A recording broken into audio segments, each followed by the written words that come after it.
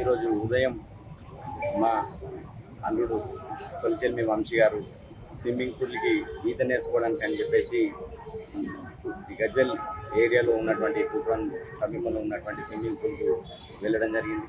అయితే అక్కడ ఎటువంటి ట్రైనింగ్ గార్డు రన్నింగ్ కోచ్ లేకుండా స్విమ్మింగ్ పూల్ ఎటువంటి రక్షణ లేకుండా, సెక్యూరిటీ లేకుండా, ఒక రెస్క్యూ జాకెట్ కానీ ఆ ట్యూబ్స్ కానీ లేకుండా వాళ్ళకు అలో చేసినారు.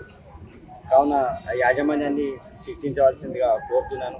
దాన్ని స్విమ్మింగ్ పూల్ను సీజ్ చేసి ఆ యాజమాన్యం ఎవరైతే ఉన్నారో, ఓనర్లు ఎవరైతే ఉన్నారో వాళ్ళను కఠినంగా శిక్షించి ఆ కుటుంబానికి మా బావకు అక్కకు న్యాయం చేసి ఒక కొడుకు చేతికొచ్చిన కొడుకు జీవిత గాదిగా చనిపోయిండు. కాబట్టి మాకు న్యాయం చేయాలని చెప్పేసి కోరుతాం.